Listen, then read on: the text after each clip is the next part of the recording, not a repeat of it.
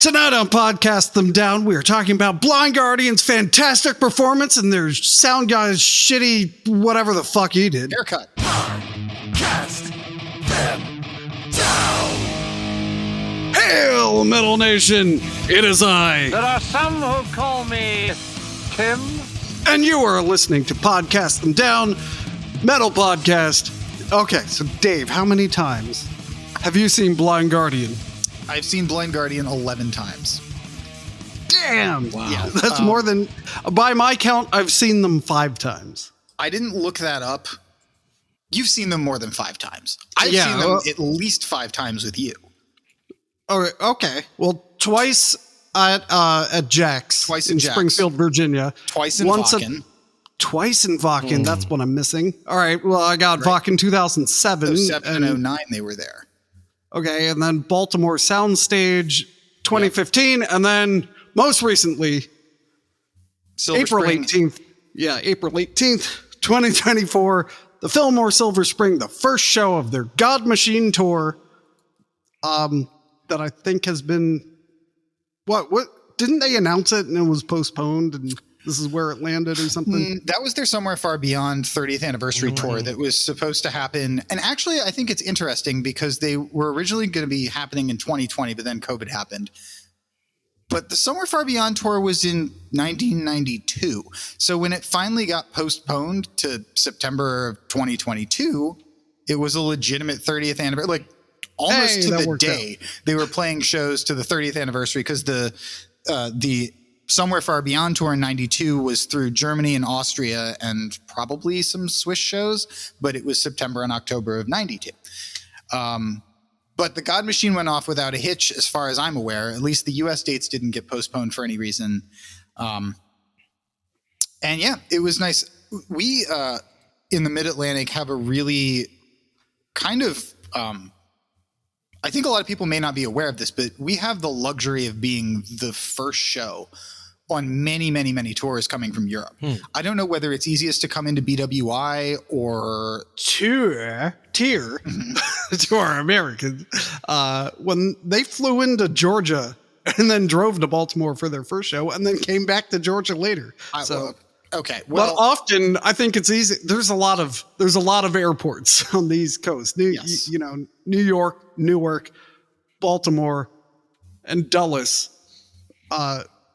That I'm sure, they're like, we'll start it right in the middle of the East Coast.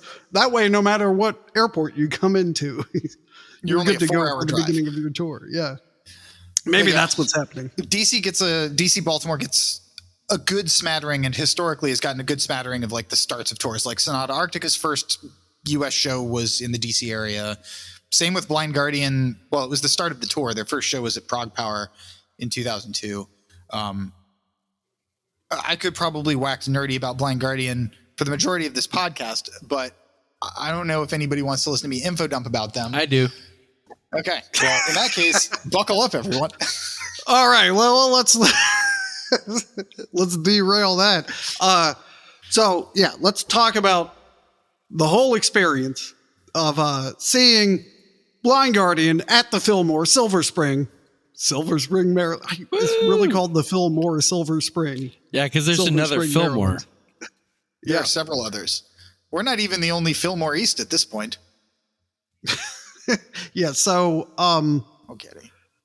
We discussed on a different concert review the surprisingly cheap parking fees in the nearby parking structure, which let's start there. I put in the maximum time and it charged me $3.80.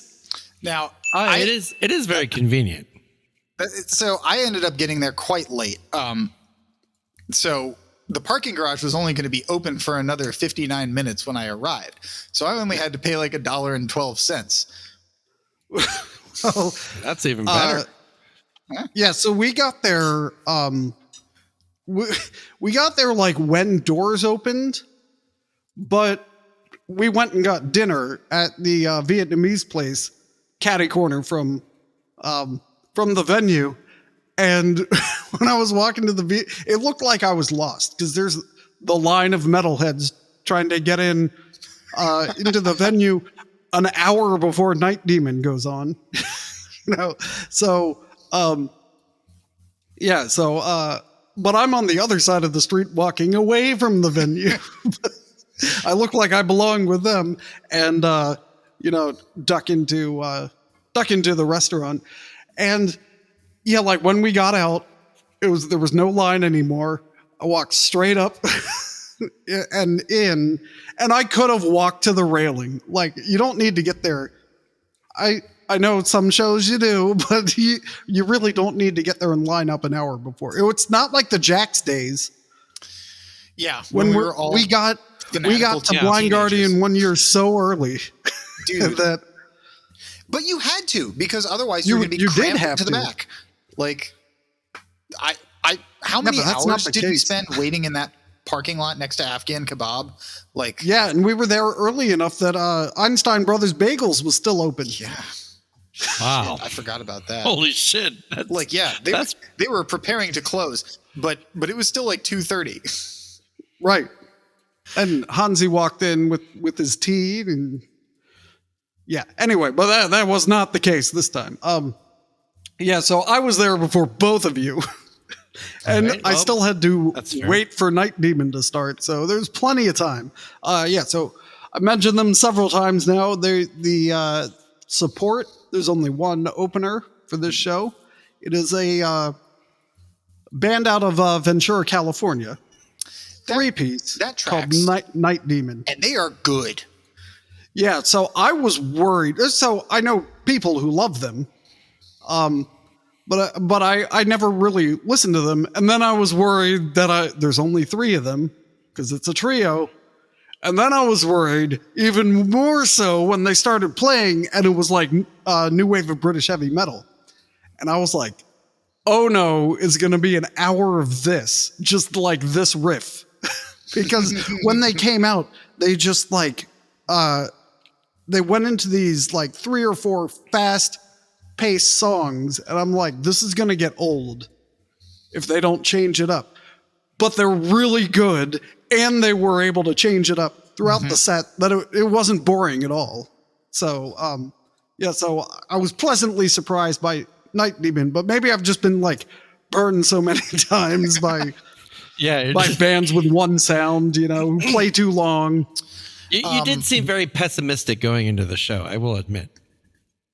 Look, if I'm not a fan of the band that's opening, I am going to be predisposed to be pessimistic about the opener, because okay, that's fair. Here's the thing, and I think, Tim, you might be able to relate to this. Heavy metal is such a broad field that in the late 90s and early 2000s in the United States, when there was a renaissance occurring and people were going out to metal shows again, the bills were out of control. So like, you'd go see a power metal show, ostensibly like a power metal headliner, and there'd be a black and death metal band opening, a grindcore band after them. Oh yeah. And then two other, there was no cohesion to the bill, and it just got exhausting because I don't want to go see a band that sounds like Nile open up for a band that sounds like Symphony X. I just don't. And yeah, that kind of bred this distrust and wariness of opening acts, which is completely unwarranted in this case. Because I disagree. Oh, in this case, because I think in general it's a good policy. Oh, I thought you grew a tail. I wasn't going to say anything. Yeah, no. The cat decided to get tangled in the headphones. Yes, I know. Precious kitty. But Night Demon, I don't know how to describe them, but the first, let me come clean on this one. Part of the reason that I did not go to the show like I normally would, get there early, drink some beers, stand in line at the merch, buy a lot of merch, so on and so forth, is that my wife is literally all these things I want to address, by the way. Yes. This is a preview for later. But my wife is my wife, very nice, longtime concert partner in Europe. I'm never going to let you get the sentence out. Go ahead. So the Blind Guardian show was 8 days prior to her due date. for our first child. And my wife is a consummate trooper and was like, yeah, we're going to go to the show, but not for one single second longer than we have to be there. So that's fair. So we ended up getting there quite late. We listened to Night Demon on the way in as Night Demon was playing. So I got to enjoy their studio albums. They have this kind of great twin guitar, though it's apparently one guitar, sound. And like they've got this kind of like mid-era Jag Panzer quality to them that really appealed to me. Like it's just super tasty riffs, and the drummer was like, he froze. Uh-oh. He froze. Well, their guitarist is named Armand Anthony, which already sounds fake, right? This is Armin's apartment, Armin's beer, Armin's copy of Swank.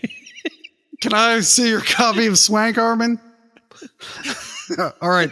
Their drummer, as of 2023, is Brian Wilson. And I thought... God only knows what I'd do without him. I know. That's what I thought. I was like, Brian Wilson's still active? Last time I saw him, I did see the Beach Boys, and they had him propped up at a grand piano. It was actually kind of sad. But you know so Brian Wilson's favorite Taylor Swift song. I'm not going to get this joke. What is it? It's Shake It Off. Oh, jeez. Well, so I made the comment that Brian Wilson looks like the Night Demon's Brian Wilson, to be clear. Right. Looks like 1992 Mike Portnoy. So. Okay. All right. Yeah, so, and I texted this to Greg, who was down on the floor. Hey, he's back. I texted this to Greg, who was down on the floor, and he said, all I can see is a Tom Rack and hair. Oh, no. Yeah, and then the most made-up name in Night Demon is Jarvis Leatherby. Jarvis Leatherby? That's like... No. Yeah. Vocals, bass, 2011 to present. Jarvis Leatherby. And he's also in Cirith Ungol. And so was the guitarist formerly in Cirith Ungol, which is confusing because their first album was in or their big hit was in 1983. And these guys are too young to have it. So clearly they're younger guys who joined Cirith Ungol later. Anyway, you were saying, Dave. We got there late. We listened to Night Demon. They were, I don't know. I feel like I had made my point. Jag Panzer-esque. I really liked them. Tasty riffs. Their drummer sounded great. The drum sound was also just like super meaty and like classic metal aggressive, and I really appreciated that. Yes, foreshadowing. Their drum sound was very good. Oh my God. And they also had matching flying Vs. So the bassist had a flying V, like a Gibson, and so did the guitarist. Nice. So that was satisfying. Okay, so among the things you mentioned that we need to address is the beer prices. Oh yeah. So I made a joke about a $12 beer. Whoa, you were if only. Yeah. Yeah, I wish. Yeah, so imagine my surprise when I found out they were $15. Now, it is a 24-ounce beer. I don't know if this is a thing nationwide, but definitely in the DC area, they are selling 24-ounce beers everywhere you go. So it's really like getting 2 beers. And so it works out to $7.50 a beer, which is only 50 cents, like per 12 ounces, which is only 50 cents more than if I had gotten a beer at the Vietnamese place. Yeah. So while I was annoyed that 2 beers and tip was north of like $40, believe it or not, the venue is not price gouging you as hard as they could, but I would like. Those 24-ounce beers, I don't like them because when you get to the bottom, however much, it's all warm and gross, and then you have to drink it real fast and then buy another one, which is what they're trying to get you to do. Oh yeah, so I just quick moment to pause, and this is going to foreshadow another thing we want to talk about, but steelresolve.com has all of your branded koozie needs to make sure that you don't have hot, gross. I don't actually know if we do or not. I don't actually know. We stopped doing the steelresolve.com plugs. I always have a koozie in my pocket. Buy your podcast and down shirt there. How about that? Yeah, there we are. And turn it into a koozie. There you go. Can help you avoid the last 8 ounces of warm beer. But for real, I always keep one in my jacket because you have a problem. Because I got a problem. And that problem is warm beer, which you have solved by carrying around a koozie. Merch prices. Night Demon had a $25 shirt, and that is the maximum I was willing to spend on anything. Blind Guardian shirts were $40, which is it's too much for me. But I thought it was neat that they had a Silver Spring shirt. They have show-specific shirts for sale. Yes. And I'm sure it's just the back has changed, and they buy like 4 of them. But it's the same. Everything's the same except the name. Was there a date on it? Did you see? I think so. If not a date, just a city. Yeah, it says Silver Spring, and I remember like I'm active on certain Blind Guardian online communities, and I've been seeing pictures and such of the runs, and they have like show specific merch for those shirts as well. But it's but none of the art was amazing enough for me to. It was, but it's nowhere near as bad as Dream Theater's merch has been. The last few times, think what Dream Theater must be like. It's like, what should we shit onto this shirt? How about something totally unrelated, made of clip art? Okay. Oh, oof. And like, here's my thing. I bought 1 beer and no merch. And why couldn't I buy 3 money and 3 beers and no?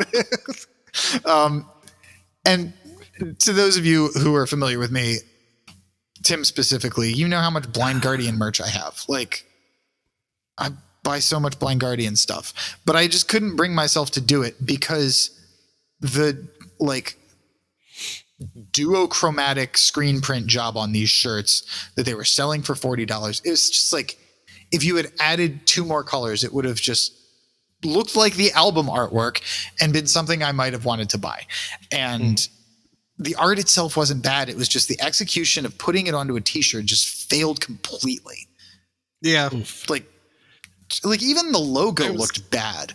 And I'm used to Blind Guardian shirts like being vibrant, like the new releases that they've done with the classic covers with updated like filters, I guess, for lack of a better term, for the visuals. Like Nightfall and Middle Earth fucking glows on these shirts in a way that it didn't on the original cover because, but even retrospectively, their art has always been vibrant, and this was just so drab that I couldn't do it. And I think they missed an easy opportunity to sell a white shirt because white tie-dyed shirt, tie-dyed in gray ink, like to mimic the clouds on the cover. Right. For our listeners, the album they're touring for is The God Machine, which is mostly white with a lot of very red, eye-catching stuff, but it's just, and it's my background, so. Some might argue that a white t-shirt's not in the Blind Guardian Target demo. It's not a very forgiving color. But they had several shirts. Are you saying we're they sloppy? can have. No.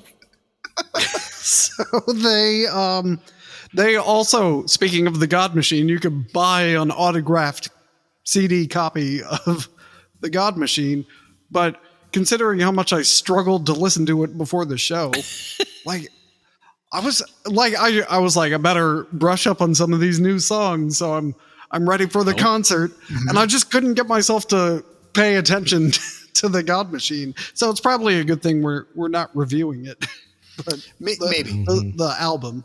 Yeah. And I know you're probably wondering why I did not buy this. I mean, it's an autographed the autographed one? Yeah.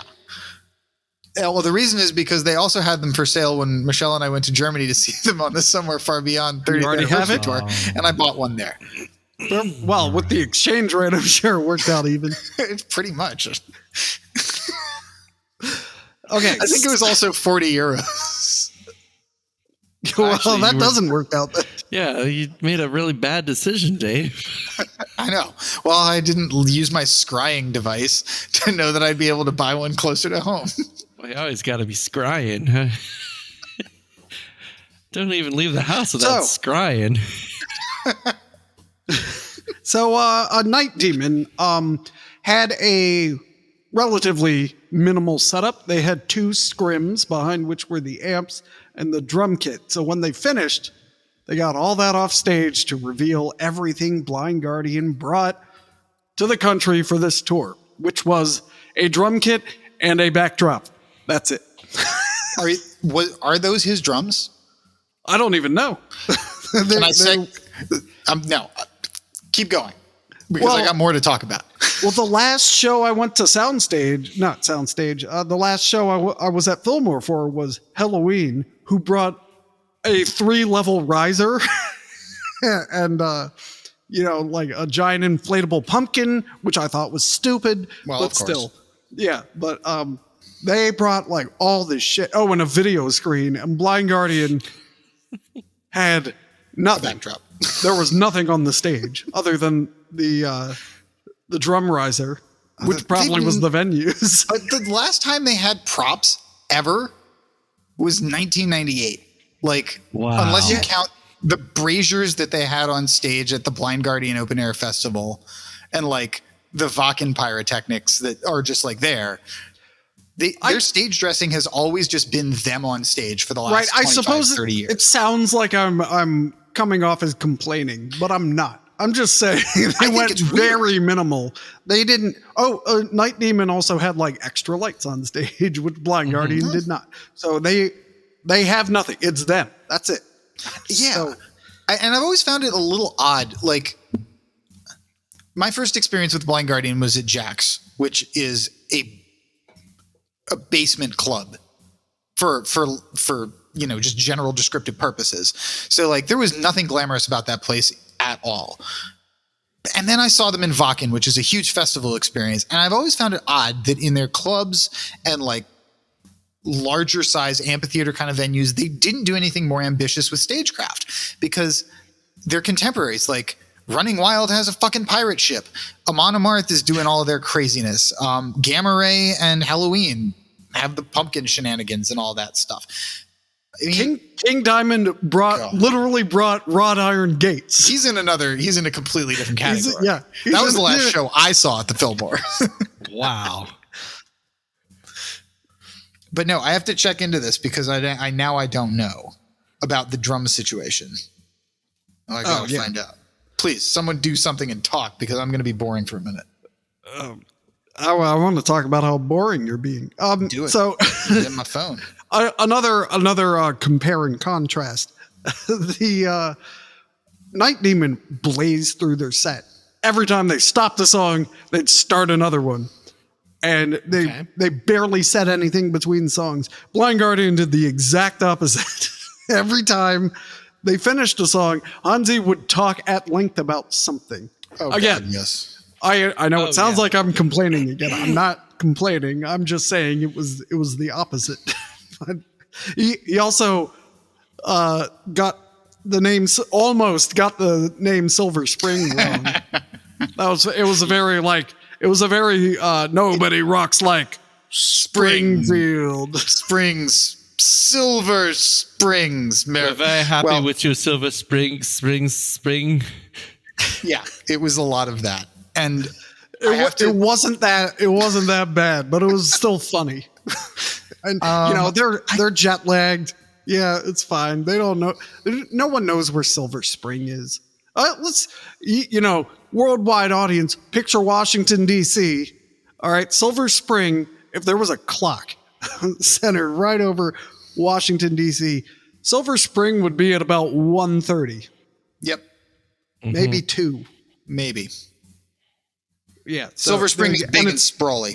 and it's inside this part of it is inside the Beltway. But also, Silver Spring is an amorphous area that's like gigantic and takes up half the county. So, Yeah.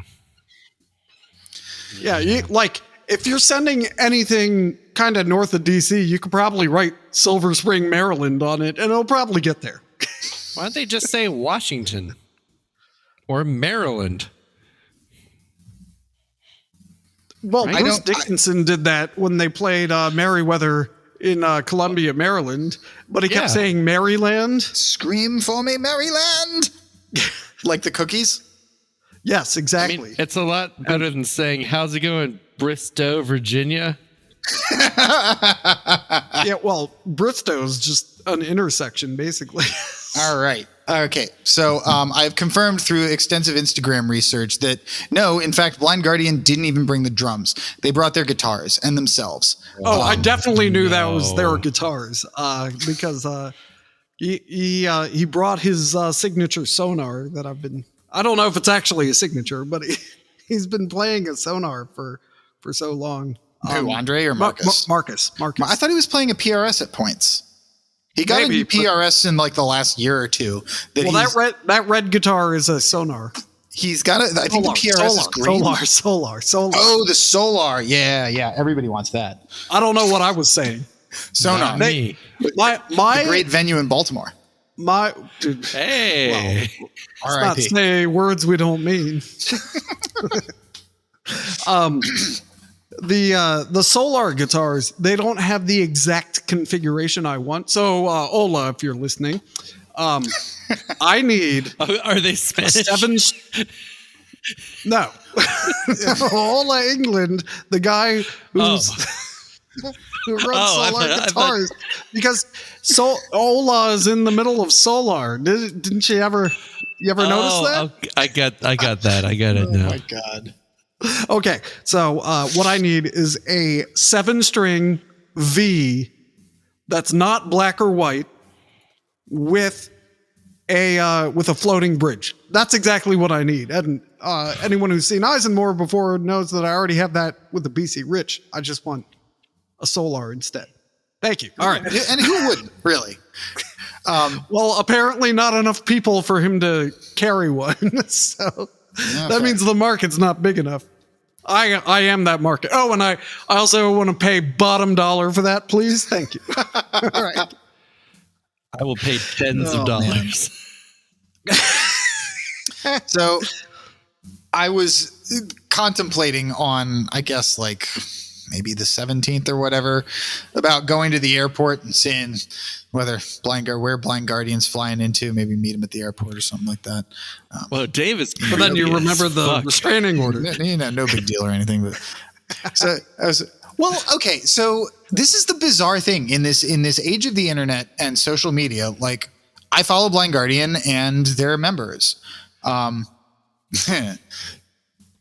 So. It's easier to stalk them. Yes, I get it. Well, look, if Marcus is posting something at 6 p.m. Eastern time and I get a notification on Instagram, like Marcus Siepen posted this thing 6 minutes ago, I'm like, oh, I guess they're taking a break from rehearsal and getting dinner. Because that's what every person does when they take a break from rehearsal. They pull out their phone and post their Instagram shit. So I realized from this Instagram is terrible OPSEC. You're right. Yeah. I learned, I was like, they're not even at the airport at all. They're already in the country because they were in Lititz, Pennsylvania. Are you familiar with Lititz, Pennsylvania? I, in fact, am not. Is this like Twinkletitz? You're going to love this, Tim. It is not like Twinkletitz. Lititz. Oh, it sounds German. Ja, es ist. And it's no doubt why they were intrigued and drawn to it.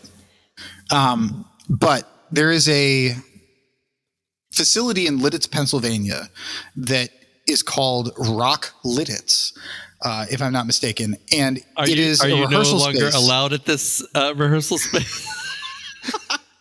It's a rehearsal space where you can set up a full everything. Like Wir if haben you're doing an arena tour or a stadium und ein tour. Hotel und Studios. Ja, es ist ein Rockhotel. But if you were Can you coming believe in this to do a door US doesn't even tour, lock? God damn it. This is where you go to prep your technical rehearsals, right? Wow. Okay. So they were doing all their tech rehearsals there, but also it's got great lighting, and I was able to get a good look at Frederick's kit, and it is definitely different. It's got a different wrap than the kit that they were using in Europe. They're both sparkles. They're both the same dimensions, drums. He's got all of his, I guess he brought his cymbals with him. Or maybe he rented his cymbals. I don't know. Can you rent? I imagine you probably can rent cymbals. Yep. At any You rate, can rent everything. yeah, you can rent anything. But I imagine that You want a maybe he's tow? bringing his I can get cymbals. you a tow. And Tim, I know this is the moment that you've been waiting for. There is an undeniable connection now between Fish and Blind Guardian. Oh, God damn it. Not only I'm gone. Bye. Go ahead. not only did they both have shows on the 18th, Blind Guardian was opening their US tour and Fish was playing the first night of their first run at the Sphere in Las Vegas. They also have both Hey, used is that rock the, is that limits. the pyramid-shaped place? The Sphere. They both went to Rock Lititz. Yes, they did. Fish during, so I guess what was it, 2021 that there was like the big Omicron outbreak? Fish canceled their New Year's shows, but they did a live stream from Rock Lititz. And I wish Blind Guardian had live streamed their rehearsals as well, so I could have watched those. This they have Studio 1, Studio 2, and Studio 5. What happened to the other two? We don't. They had to seal them up. They're like, no shit. There was no Studio 3 or 4. Okay. They definitely didn't All right. burn down. Okay. So let's spoiler alert. We're going to go through the entire set list. So in case you were going to listen to it later and wanted to be surprised, Yep. tell me how you're doing that, because Doing great. Doing perfect. Loving it. And this was also the first time, by the way, I was on the balcony at the venue, and which allowed me to see Night Demon's drummer, not just Tom's and hair. So, the floor of that place for some reason is just freezing. But I like standing in front of the sound guy because good sound, and it's away from the mosh pits because I'm grumpy. And but it's also very easy to walk along the side and get up close to the stage if you don't mind being in front of the PA. But Minor yeah, issue. I thought the balcony was pretty good. Good sight lines, decent sound, especially during Night Demon foreshadowing. Yeah. But okay, anyway. But we'll come back to that because I witnessed some things from up there that I want to talk about later. But so they opened. They had an intro tape that obviously was going to go into Imaginations from the Other Side. You knew it right away. Yep. Yep. So they played that, and then immediately, like all bands on tour, have to go into a song from the new album. So, Well, that's why you pay the ticket. right. So they did Blood of the Elves, which was probably a good choice. Like everything off the new album was one of the higher tempo things. I don't know why they didn't play Deliver Us from Evil. They did play Violent Shadows. Further spoilers. That was one of the singles. I think it was I guess Secrets of the American Gods didn't get a physical release, but it was a digital single. But yeah, that bugs me because that's actually the song on the album I like the best. It's got the catchiest chorus. It's got like the most classic Blind Guardian elements. And I'm also closer to 40 than I've ever been, and I'm grumpier with each passing day, and I want things to sound like they did when I was 14. So next they go into Nightfall. Okay. Yes. Yeah, fantastic performance. Script for my Requiem, Which was a surprise. I didn't expect to see that one. I was obscene. The script for my Requiem? How obscene? Whoa. something about rectums. That's where he's going with this. Oh. I was the hoping proctologist song, the script for your Requiem. The script for I my was hoping. Requiem. See, you get it. I was hoping for a bigger crucify chant, but it didn't happen. I did my best from the balcony. It happened, but not enough, which means too many people are just listening to this new album and thinking they like Blind Guardian, but they don't know the real one. Anyway, so then Violent wrong. Shadows, the one of the other new songs. I remember that. I was thrilled. They played Scalds and Shadows. Yes. It was their first of God, that two song's acoustic songs. And they got the stage hands who have to bring out the stools and guitars. So and I do want to go swap back out the to your acoustic point guitars. about the. Yeah, go ahead. I'm sorry, I'm talking all over you. I do want to go back to your point though about the inter-song banter, because Hansi was particularly amusing. So I don't generally film stuff at concerts because it's obnoxious and it never turns out. But given that there was nobody behind me because I was you think when everyone's doing it, someone's going to have a good video. Yeah. You would think, but I haven't yet to see one. But I was in the back, like there was no one behind me. So I thought, you know what? Fuck it. I'm going to just video all of the stuff that he says between songs. I don't need videos of Blind Guardian really? songs. Yes. So I have all of Hansi's banter. Oh, cool. Maybe we should stick it all together and put it on the Patreon. Yeah. I think we might. Yeah, that'll be on the Patreon. No, that would be incredible. Let me get to a bit of preview of this. Yes. The stagehands begin bringing out the guitars and the stools and etc. And Hansi looks at the crowd and he's like, I think we can all agree it's too early for the Bard song. And so then they proceed to do Scalds and Shadows. Yeah, man. I can't think of a single Blind Guardian acoustic song besides Past and Future Secret that I'd rather hear than Scalds and Shadows. It's a good one. I wouldn't This mind might say- Maiden and the Minstrel Night, but is that acoustic enough? I mean, Because the it's first half- awfully synthy. This might say more about me than Hansi or the band in general. But whenever he was talking, I just heard that Simpsons in the casino where they were asking the Siegfried and Roy guy about the casino, and it's them hunting the tiger, and he's like, "Hey, tiger, wake up!" And it's just like I had that voice just all throughout the night. We are having a big party. If you'd like to come. Somebody at one point was yelled, "Das ist gut," and Hansi was like, it feels like home, but I can't understand what you're saying. Das ist gut. and- Das ist gut. And all of his banter was like delightfully awkward. Like the next song, he basically goes, "I want to see all of you looking at me with your bright eyes," and then they play Bright Eyes. It's so good. Oh God! And then, but it's been and then going on again for the years. next song, it's like, "We are here in America, and I know you have your secrets, and you have the gods, and therefore we were going to play Secrets of the American Gods."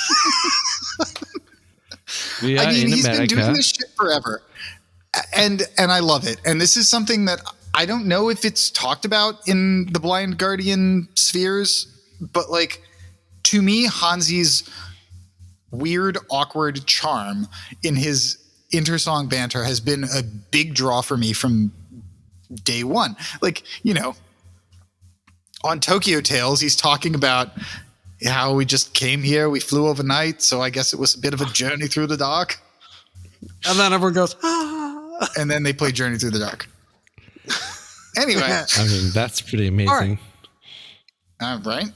Yeah. So, I don't have too much to say about Bright Eyes or Secrets of the American. Oh, like obviously, I like Bright Eyes a whole lot more. Not that Secrets of the American Gods is bad; it's just not as good.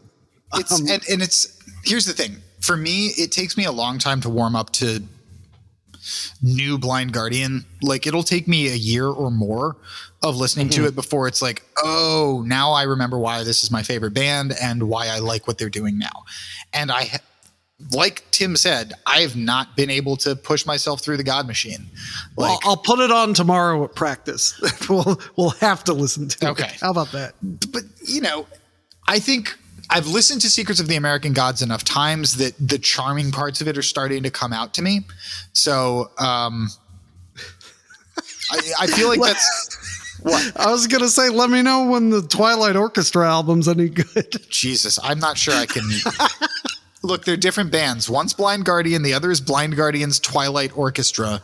I organized them separately in my digital library. They're different bands. There's no drums. There's no Marcus. Or maybe he did something on some tracks, but there's no... we can't talk about that in this show. Jefferson Airplane is clearly different from Starship, Tim. Yes! And then the Alan Parsons Project is some sort of hovercraft. But this is more like saying Jefferson Airplane is distinct from Hot Tuna. Anyhow. Well, we'll we should do an episode on that. But unfortunately, that would mean we have Starship. I'm all about it. Nothing's gonna stop us now. No, about the Twilight Orchestra. Okay. But then I'm gonna have to confront why I bought the vinyl copy of an album I didn't like. I mean, wait, click and play already. After already knowing I didn't like it because I bought the CD version when it first came out. But I had a hole in my collection and I couldn't live with it. You are going to have to address that. Yeah, you are going to have to explain that. But I want to, if we're going to do reviews of bad albums, I want to do Lords of Steel first, which I overpaid for the CD version. So, because Manowar took over their own distribution and can charge whatever they want. So 50 is the most metal number. That's why everything starts at $50. Well, luckily I only paid half that, but I was still overpaying for that shit. I mean, that's a lot of money for a coaster. So anyway, after Secrets of the American Gods, the acoustic guitars and stools came back out finally for Bard Song in the Forest. Got to be specific. That's right, because there are 2 Bard songs. Hansi sung more of it than I'm used to, because usually he'll sing like a line and then the crowd sings the rest. But there was that live album they put out where Hansi didn't sing a word. And I was like, that's next level. That's bold. I was actually kind of impressed because I've seen it both ways, like I've seen him do one line, then the crowd does one, then he sings the rest of the verse, and then they all do the chorus. But yeah, he gave us the first line and then that was it until the chorus. And I was impressed with the crowd's ability to get all the words correct, especially if nobody was loving Bright Eyes. But I don't know. It was great. There's nothing like the Bard Song. What about Time Stands Still at the Arn Hill? He should have said it. He should have said it like he's in Balmer. Time stands still at the Arn Hill. Here's a sad song about Morgoth and Thingolfin. Oh yeah, that was great. And then they closed the main set with Lost in the Twilight Hall. Oh, what a treat. And then, oh yeah, fantastic. Love both those songs. But then, they do I don't know why bands bother with the encore anymore. Just like walk off stage, take a drink of water, and go back on stage. Everyone knows you're coming back out. Yeah. The house lights aren't on. I don't get it. Or play play the tape, right? Because that's what they ended up doing. Yeah, especially because the first song of the encore has a very long taped intro. Yes. They did Sacred Worlds. And then finally, they did close it out with 3 great songs. Quest for Tanalorn, Valhalla, and obviously Mirror Mirror, which have they been closing every set with that since Nightfall came out? I think so. There have been shows where they've played Mirror Mirror like to close the set and then something else to close the encore, but I would have to check the stats on that. It's one of the It is like the most predictable closer that they ever do. Now, I was talking with Greg about this, and he said the perfect Blind Guardian set has Hall every several songs. All right, Just repeating. so no, like so you put Okay. you put Into the Storm, like say Okay. War of Wrath, Oh, I Into the see, I Storm, see. Welcome to Dying, Lost I in the see. Twilight Hall. Then Yeah. there would be like So it'd Bright be- Eyes. You got no. You're missing what he's saying. He's saying every third song Yeah.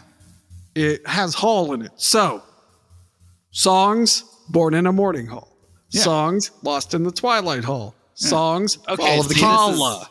There you go. Boo. Now you have a great Blind Guardian set. There you go. Yeah. No, that So they that works. stuck pretty close to that. There could That's solid. there could have been more halls. yeah. But my goodness, the Quest for Tanalorn was also a big surprise. That is a very infrequently played song. Per Setlist FM, I think 18 times it's been played ever. Oh, I didn't know that. Yeah. Wow. So like they played it a couple of times on the original Somewhere Far Beyond tour, and then every show of the anniversary tour, and then April 18th. So we're So really in terms of special and guys. probably after, Yeah. I assume they played it. They're playing it on the whole tour. I have not seen it appear again because they're mixing up the encores. Like they've done Into the Storm at certain shows. Not during the encore, but Oh, okay. So the next night at the Norva, they played in Norfolk. They played Welcome to Dying, yep. and then Welcome to Dying again. I guess Tanalorn didn't sit well with. I thought they did it great though. They were talking about how hard it is. Yeah. So maybe they just didn't feel like playing a very hard song at the end. Well, of it their was set the again. first night of the tour, and that's a lot of vocal stuff. Yeah. We got fresh Hansi. So Yes. Or he Nothing fried like his that. fried his Vokes. Yeah, they played Into the Storm last night in the middle of the set, right after Scalds and Shadows, which makes me wonder if War of Wrath didn't precede that. Man, can I say this? I like many of their choices that they make for how to open a set, and I really enjoyed the Imaginations opener. I thought that was perfectly executed. And conceptually, like the theme from the intro track, because it was new music. Like the intro track was new music, taking the Imaginations theme into it, really, really well done. But from a drama perspective, I don't think it's possible to surpass War of Wrath into the Storm as an opening number. Whether that's for set one or for the encore. especially because the crowd can recite the speech. Exactly. Right. And just the anticipation. I don't know. And because I think a lot of American Blind Guardian fans had Nightfall as their first album or somewhere around there. So that is like a very iconic moment for Blind Guardian's identity in this country. Anyway, So I'm assuming. Let's talk lineup real quick Oh, yeah. Okay. before the other shoe drops, and I have to complain at length. All right. I mean, How unlike this is you. podcast now. Yeah. So they got the normal four of them: Hansi, Andre, Marcus, Frederick. All right. They do not tour with a keyboardist anymore, a live keyboardist. I was wondering. I couldn't Yeah, see he's gone. one, but I didn't know if he was off stage. No, Or, it's like, all part of the stage. I couldn't it's all see. backing tracks now.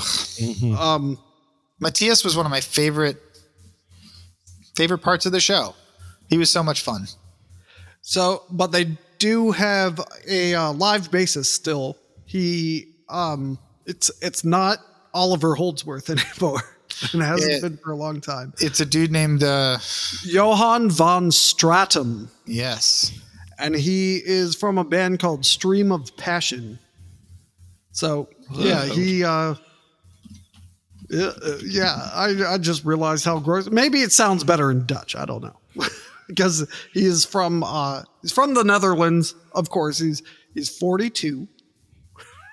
And I thought he'd be. he's been in was he the a bunch of young dude? bands I've never heard of. What's that?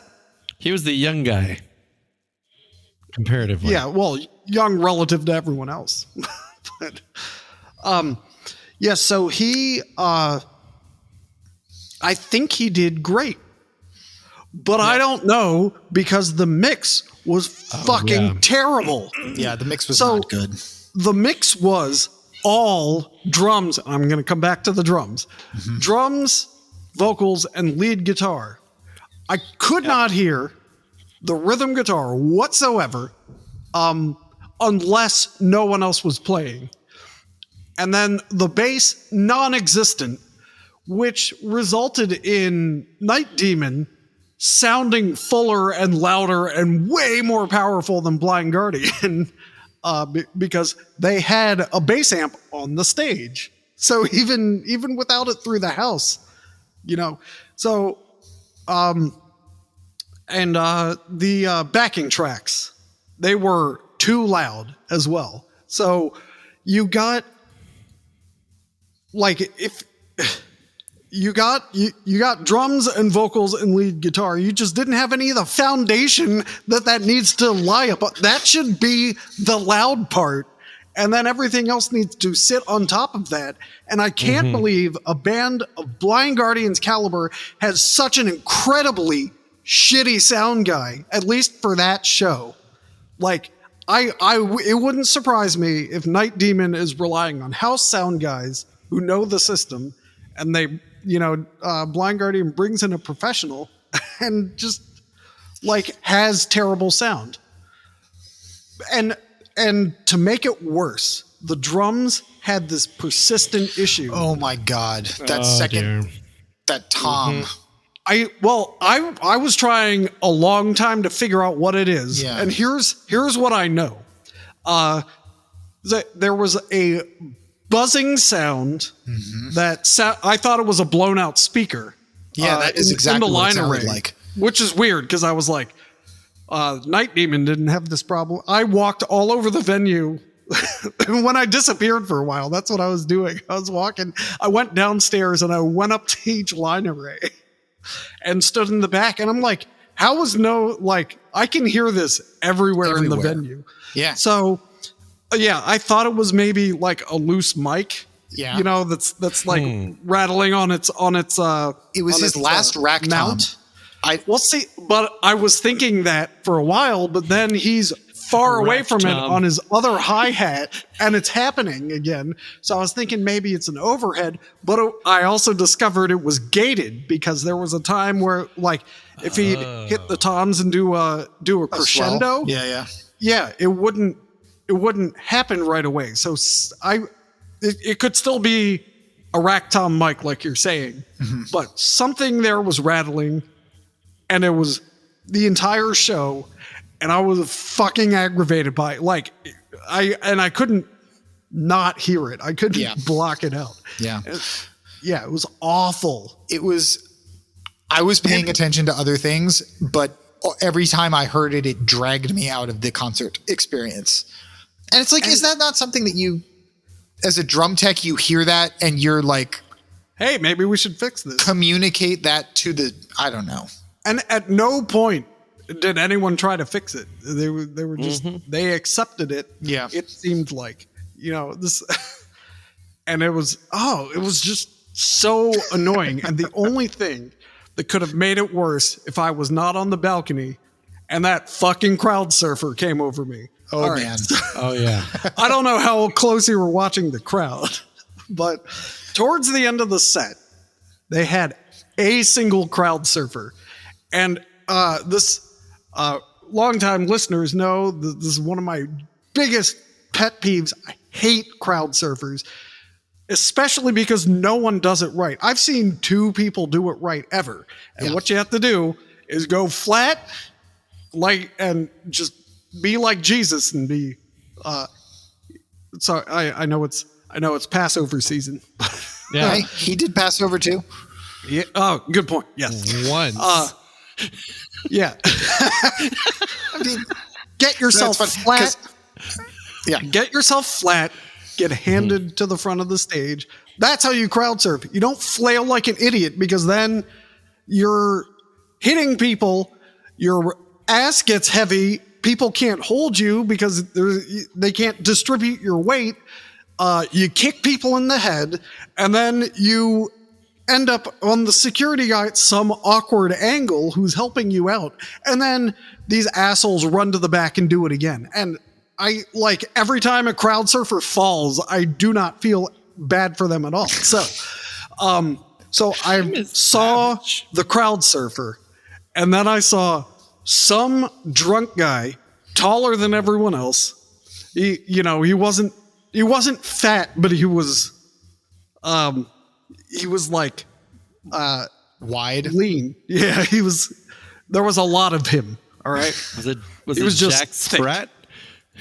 Maybe. So I saw him cross the mosh pit and try to get up on some guy Oh no. Oh no. who wasn't having it. So he tried to get up, and the guy's like, "Hey, what the fuck?" And then the drunk guy like falls back, tries again. And the guy who wasn't having it, turned around and shoved him. And then then he started coming back at him. The big guy got shoved again, and then stumbled his way through the mosh pit, and then like pouted at the back of the mosh. And like from the balcony, I was watching this whole thing, loving it.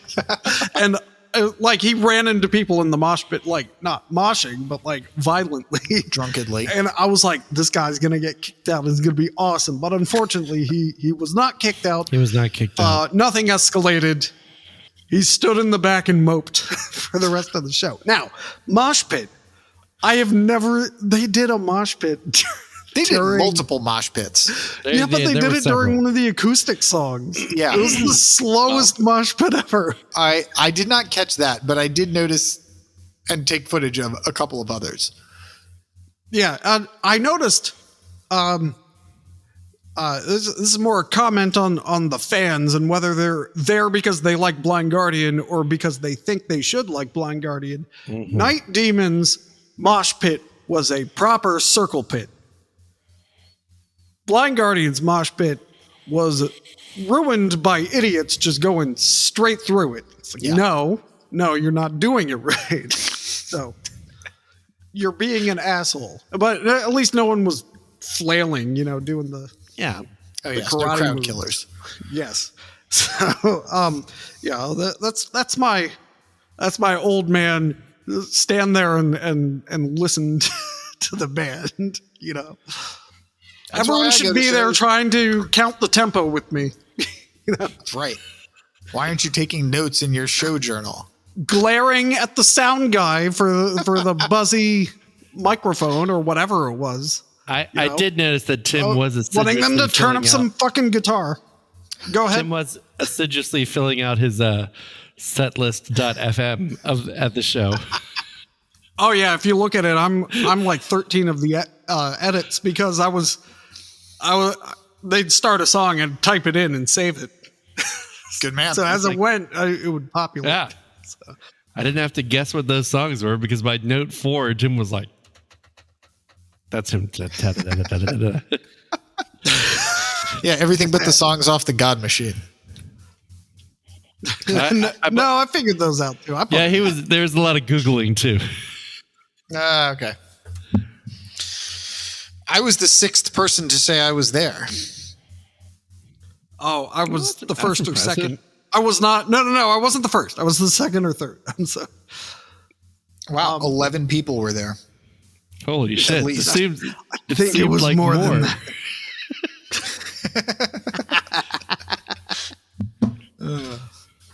Good old Okay. Blind Guardian. Yeah, and then after the show, I disappeared. I got in my car and listened to Metallica's Garage Days Revisited. Ooh, nice. There you go. All right. That seems fair. Yeah. I was, again, not only was I there with my very pregnant wife, I was there with my half as pregnant sister, I guess. That's a weird So way in to the put interest it. of getting them both home, like Michelle's Isn't that a going to get. binary thing, though? Aren't you either pregnant or not? Yeah, that's How fair. can you be sort of pregnant? No, I just mean in terms of duration. Oh, ripeness. Okay. Yeah. Yeah. 9 months how soon versus 4.5 months. how soon they are to the. Indeed. You meant to make a pop, but you hit the microphone. Oh, That just God didn't damn. Wait. work. Did that work? There you go. Yeah. That's some good audio right there. Yeah, there you This go. is what the people You're tune wel- in for. You're welcome. I wanted to get How? I was hoping to find Greg because I wanted to get another picture because last night, Blind Guardian show would have been, I think, the first time in years that he and my sister and I were in the same place at the same time. And I wanted to recreate the Oh, yeah, Spencer you wanted to- Brigade That's right. revisited. Well, I talked to Greg after that, and he said, "Why did Dave send me this picture from years ago?" I thought With the Blind Guardian with no shirts would explain explanation. it. I thought that would be enough. I'll text him again and explain it. Well, you have to remember he works the midnight shift. Yeah. Oh, that means I can text him now. Text him right now. Yes, you could. But I didn't spot Greg and I didn't spot you guys, so we just ended up going to the car, paying our very affordable parking rate and going home. Hey, you know what's I not was great looking for audio is messing with your mic stand. Oh, I'm sorry. I had a little So OCD I guess moment there. you're even now. All right. Well, any closing? Hey, it's a metal podcast. We always rate stuff. Let's rate the concert 0 to 10. Good point. 10 being the best concert ever. Ever? I'll give it a solid 5. It's pretty 5. okay. Yeah. I'm glad Okay. I went, but also glad I forgot that I paid. Yeah, I did buy tickets way in advance, so I don't even know how much the cost was. Which couldn't tell reminds me, if you looked at Fillmore's website, it said Blind Guardian metal, right? And then scroll down a little bit, Dying Fetus rock. Yeah, I was confused by that too. And Powerwolf somehow tickets for that are $71 plus fees. Wow. Dickus. They are, Fuck Live Nation. Why do people like that show should be $18 without fees? But it's the Fillmore. It's the Fillmore that's doing it. Blind Guardian, when they played the Norva and the show in Charlotte, tickets were like $22. Now you're talking, Right? yeah. That's a 7 This show is why we right need there. to go to travel for shows. Judas Priest, I don't think I'll be going because tickets are over $200. Crazy. But they played Sunday in Reading, Pennsylvania, and they were like $40. And I was gonna go, but instead I won a hockey championship. So Yay. Where are they playing in Yes. DC? Okay. Or Balmer, I imagine. they're playing National Harbor, MGM. Oh, ugh. Of course, then that's why it's that expensive. We could. When we saw Fish at MGM nothing in near Las Vegas- Fort DuPont should cost that much. No, but it's MGM, and I know. Oh my god! let him tell Don't his even get me fish started. Fort story. DuPont. They have a Bojangles. Nothing within They a barely have a 5-mile radius Bojangles. of Yeah, Bojangles barely. should cost more than Bojangles. Look, I took Michelle home from a conference at the Gaylord, and she was like, "I want Bojangles." So we went to the Bojangles, navigated There's to it. There's nothing wrong with Bojangles. I'm just saying. No, it's great, except it was fucking closed. Oh, that's some bullshit. And look, bullshit. boarded up. Did you try going to Largo? No, she was just angry, so I took her home. I don't blame her. I was angry too. At you or the Bojangles? Little column A, little column B. Okay. Okay, I will give the Blind Guardian concert an 8.5 Really? minus Oh, okay. minus a 4-point penalty for the shitty ass sound, and that is entirely one person's fault. So There you go. my score is higher than yours, actually. Yes, I know. I'm aware. Okay. All All right. Because I don't care what the shows sound like, actually, because I'm just listening to these songs in my head while watching the guys on stage play them. Like, what are they playing? And then you put it in your earphones so you can hear the album version. It's just on the perpetual jukebox in my mind. And I'm Dave's going to give this an trying to look- 8.6. Wow. Dave is also too busy trying to look for their hotel key cards to figure out where he's going next. I think that Doubletree. says, There's 5 Doubletrees nearby. Oh, I shit. think that says Courtyard Marriott. I mean, look, I've done extensive research into their favorite types of food in hopes of running into them at a restaurant, but to no avail. Well, they weren't at the Vietnamese place. I can tell you that. They posted dinner 4 to 5 minutes ago. They're probably pooping now.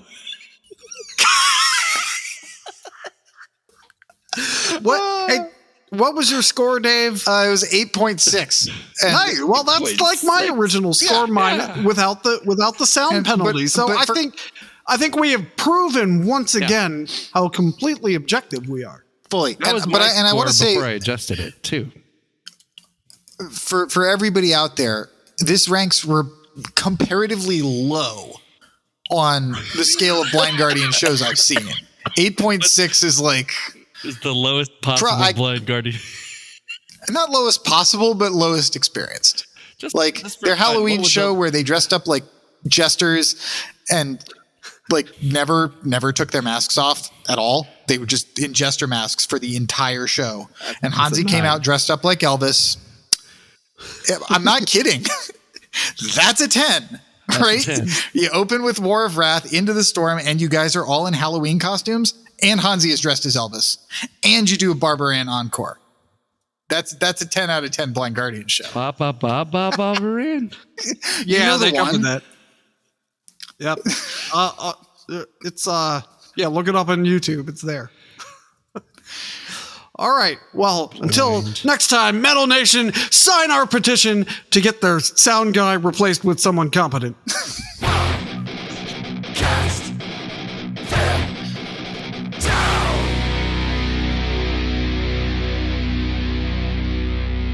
Hey, Tyga, wake up.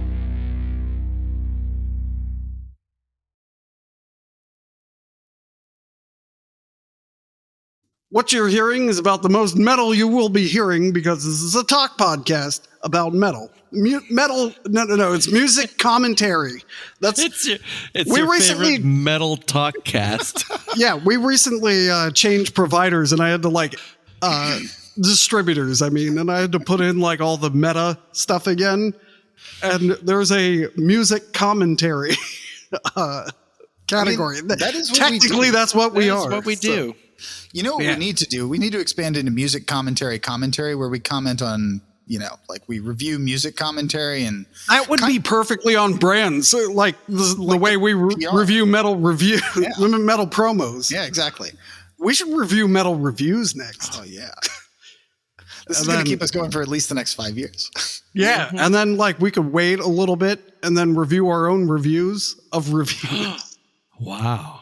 It's the podcast after the podcast. And given the fact that we've got such a large pool of rotating members of the pod, we could easily have the people who didn't do the review but are still affiliated with Podcast Them Down review the old reviews that Podcast Them Down did. That way we can maintain our subjectivity.